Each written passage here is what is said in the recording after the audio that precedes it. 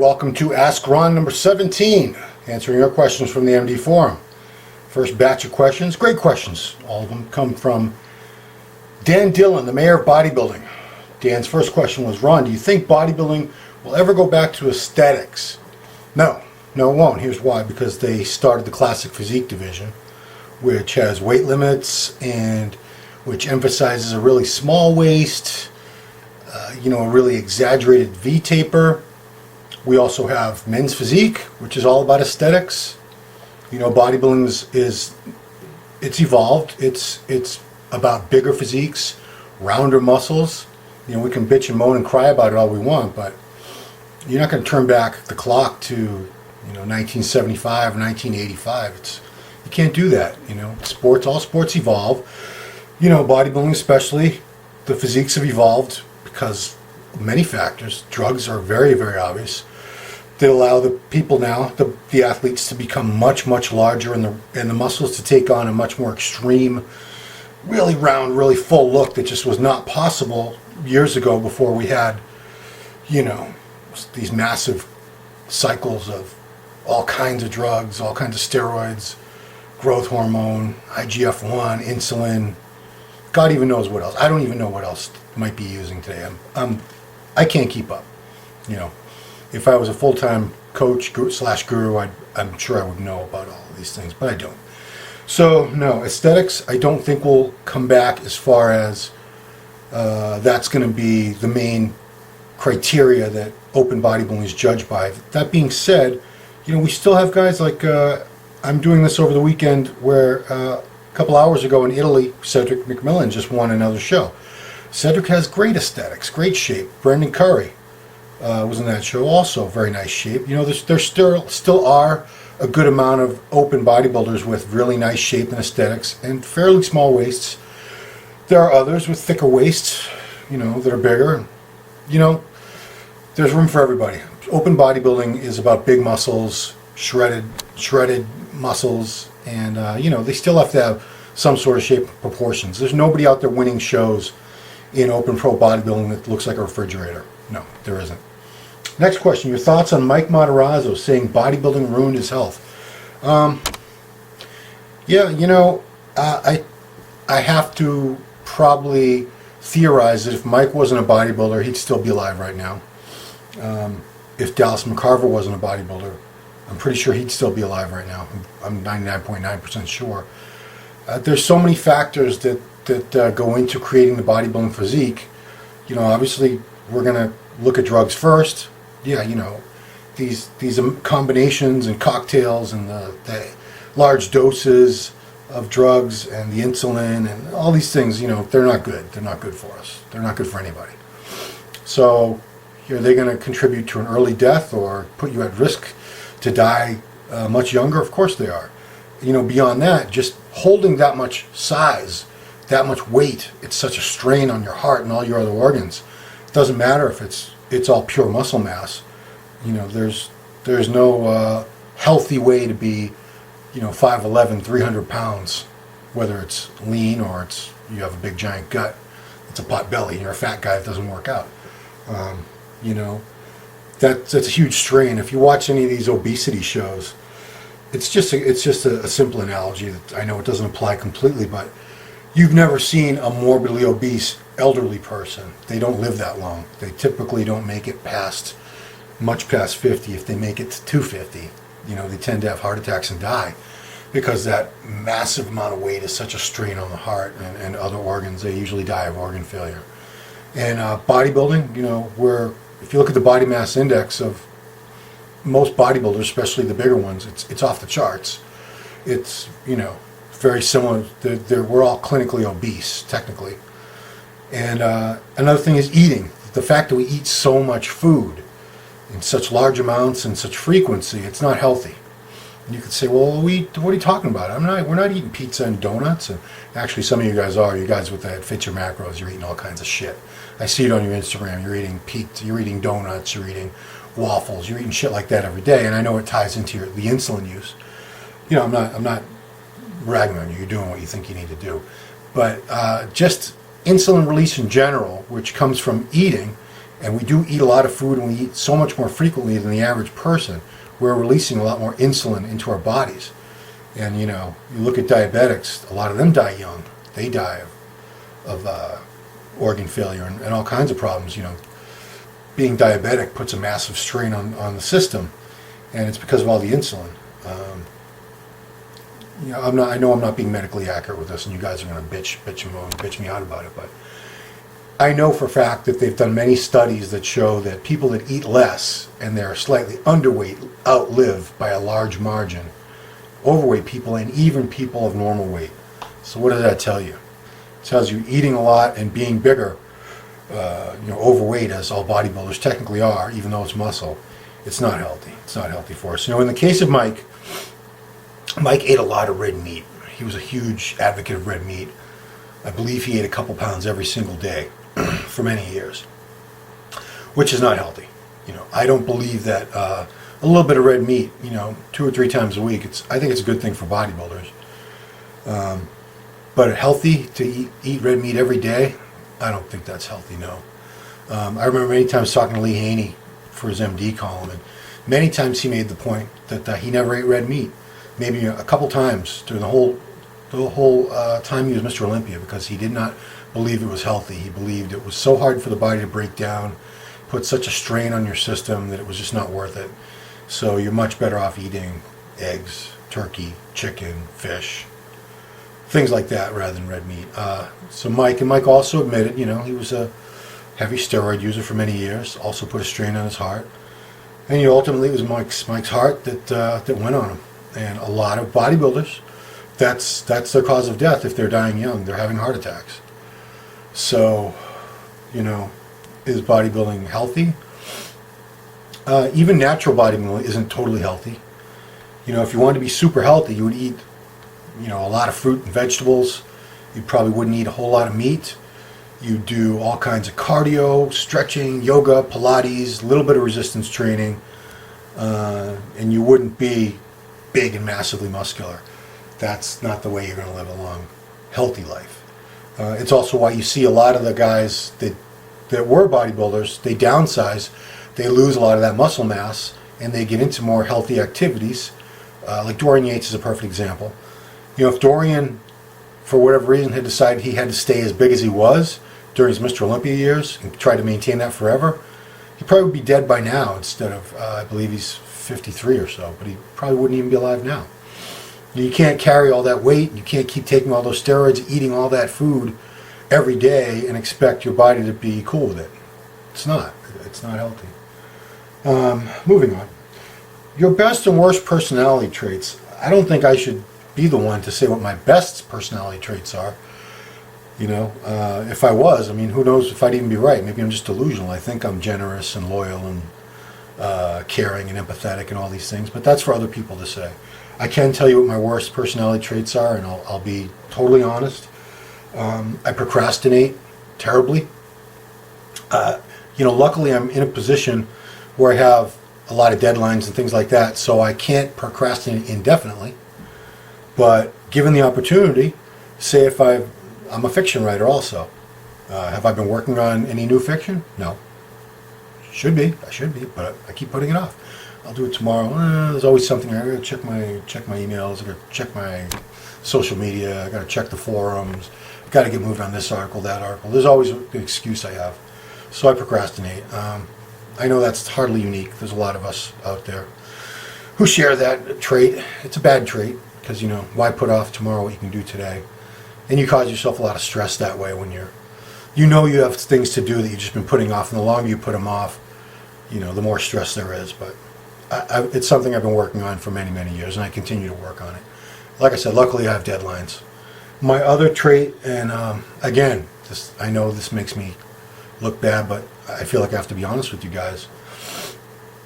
I'm a hater at times, a lot of times. It's a constant battle every day with myself not to be a hater, not to be envious of other people, not jealous. Jealousy and envy are two very different things. People use those words interchangeably when they're actually two very different things. Envious is wanting what other people have.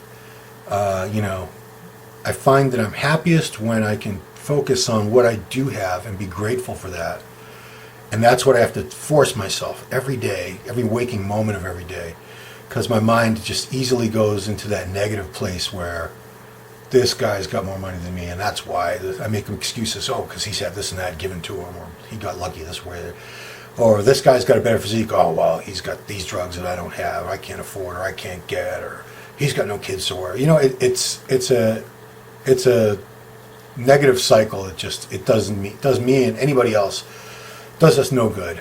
And like I said, I work on it all the time, but that's probably the one thing. If I could magically,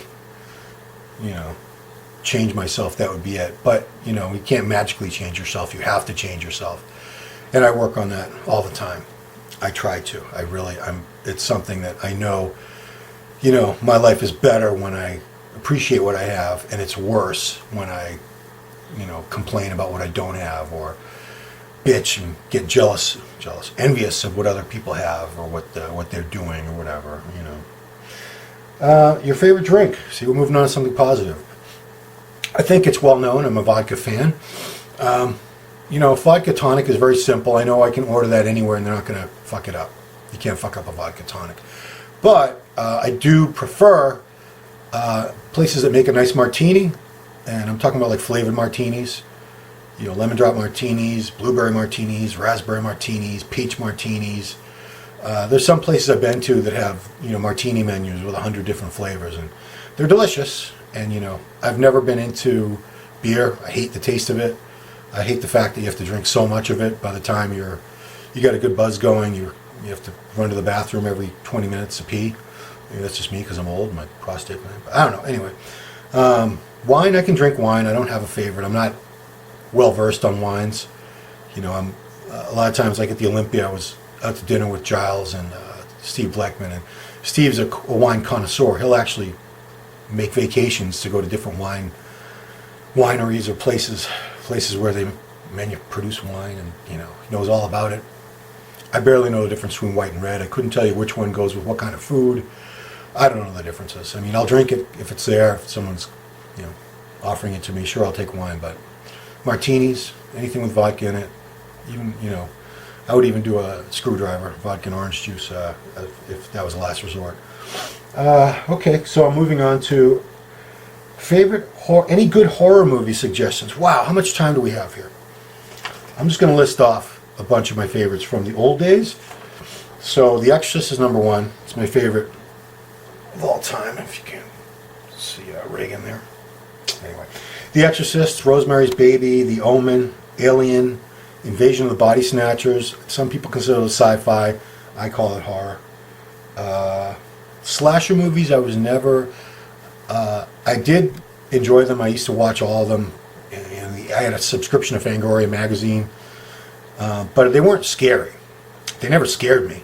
They just seemed, I liked the gore, and I liked the hot girls in them, and it was a formula. If you like a few horror slasher movies, you're probably going to like most of them because they're very, very, very similar. But they weren't scary to me. Same thing with zombie movies. Big fan of a lot of zombie movies, and of course everyone knows I love The Walking Dead, but scary, no, it doesn't scare me. I mean, things that really creep me out, usually things with the paranormal and demonic, those things really, really freak me out. I got a long list of more recent horror movies, because people will say there's not a lot of good horror anymore. Well, that's not true. There's plenty of good horror.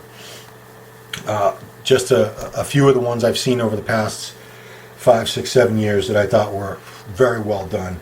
Sinister with Ethan Hawke. Sinister 2, not so much. Insidious 1 and 2.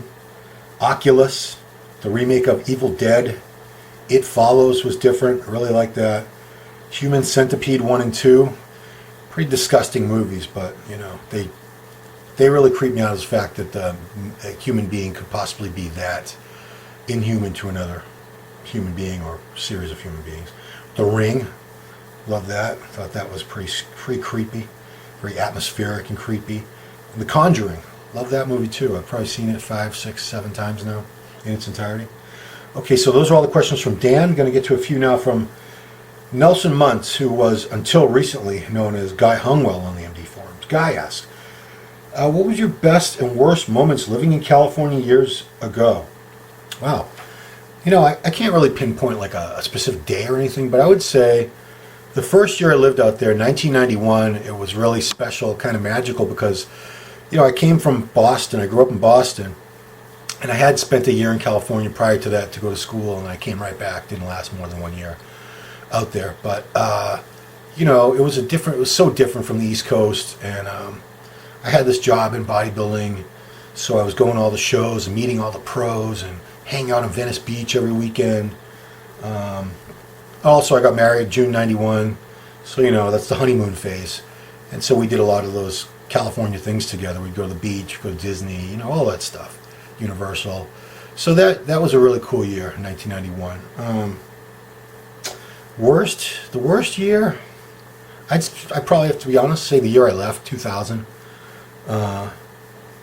Probably I was starting to go through like a premature midlife crisis. I hope it was premature, because I turned 30 that year, and so we were selling our house. My wife came back here. I was out there by myself in California for about a month, 5 weeks, and I don't do well on my own. I'm not going to go into it, but it was it was a time, a lot of it I really would rather just forget about.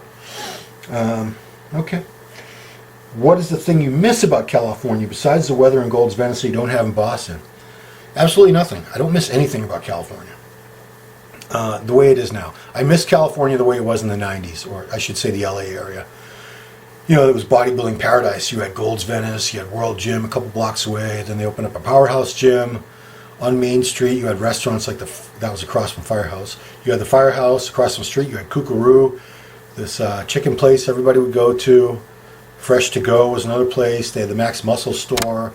There was a few stores in the area that they would have supplements, all the bodybuilding clothing, the big sweatshirts, the string tanks, the tights, the shorts, all that cool stuff.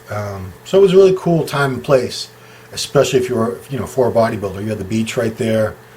But, I went back there most recently in summer of 2015.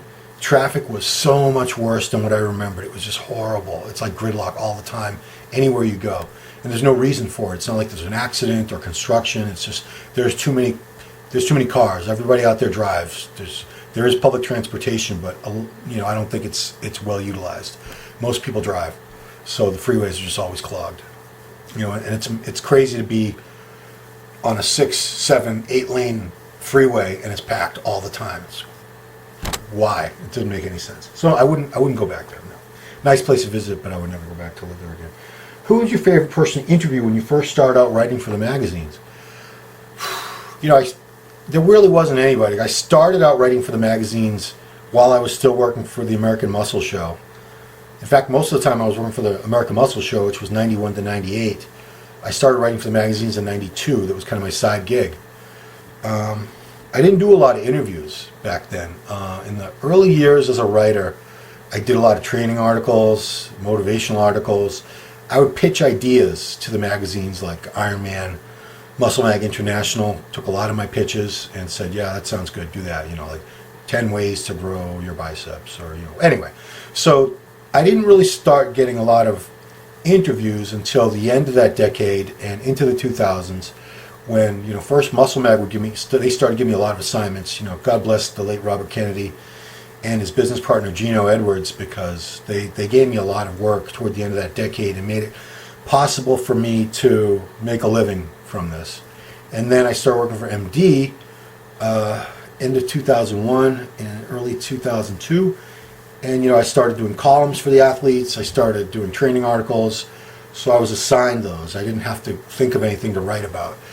They would say, okay, we need this. We have these pictures of, Victor Martinez training shoulders. Get an article out of that. So I would call Victor up and talk to him about his shoulder training and the exercises. I'd say, the people I enjoyed talking to the most, I was at the most at ease with, would be like, people I knew, like Jose, Evan. After a few times talking to him, it was like talking to a friend. Branch was always cool to talk to. Jay, so many guys. Johnny Jackson, so many guys I would, I look forward to talking to, because it was just like calling up a buddy. We have an article to talk about, but it was business, but it was still like talking to a friend. who put me the most at ease? I would have to say, I know I've said this before, Lee Haney, because Lee had such a positive attitude. You couldn't help but, when you hung up with Lee Haney, you just felt better. Lee's such a positive man. He's a man of faith. He never says anything negative about anybody. He's just a very uplifting man. I always enjoyed talking to Lee. And like I said, when I hung up, even if I had been feeling down in the dumps or whatever, I'd feel better after talking to Lee. As soon as I started talking to him, it was infectious. Who made you the most nervous? Okay, well, that's easy. I did that Arnold Schwarzenegger interview. It's been coming up on 2 years. It'll be, it was done in early, I think it was like February 2016. Why was I most nervous? Because obviously this is Arnold.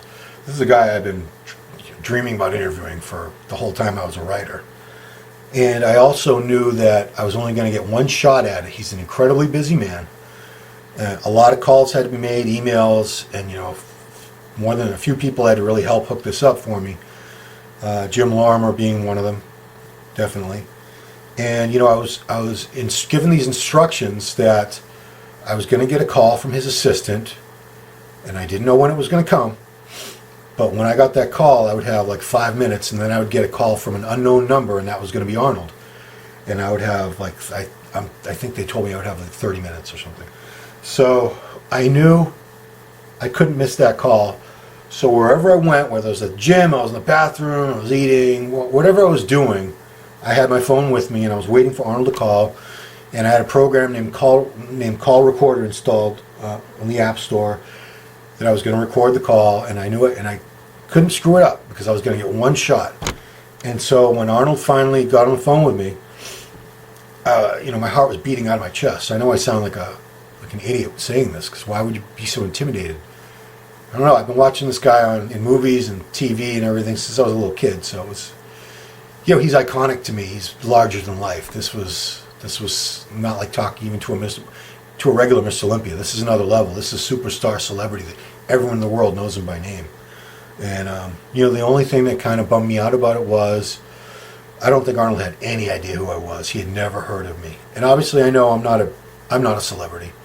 But I've been writing for the magazines for so many years. I kind of hoped, even though he probably reads, Muscle and Fitness more. I mean, the magazines that he's had columns and so on in. But I was hoping that with all my many years of articles in Iron Man, Muscle Mag, MD, that he had seen my name. But he really hadn't. And it was a bummer. Oh, well, poor me. Conversely, the coolest thing was at this last Arnold Classic, I've known Lou Ferrigno on and off for years. Just from, I shot him a few times for the American Muscle TV show back in the 90s. And he always remembered me. I thought that was really cool, because I'm sure Lou, like Arnold probably meets more people. Obviously, he was governor of California, he was a movie star, but I'm sure Lou has met many, many thousands of people, but he always remembered me. So I'm at the buffet at the, is it the Hilton? Is that where we stay? The Hyatt? Anyway, I'm at the buffet, breakfast buffet in the restaurant this past March, and someone taps me on the shoulder, and it was Lou, and he said, "I just want to tell you, Ron, I really enjoy all your articles in MD and stuff," and that made me feel so good. I know, I'm 48 years old. I mean, these things shouldn't mean so much to me anymore, but they still do. When someone goes out of their way like that to tell me, they appreciate what you do, and it's someone that like Lou that I look up to, it's a cool feeling. Wow, I've been talking for a while. That is it for this edition of Ask Ron. Thank you guys for your awesome questions. Please keep them coming in. Appreciate you guys watching. Talk to you next time.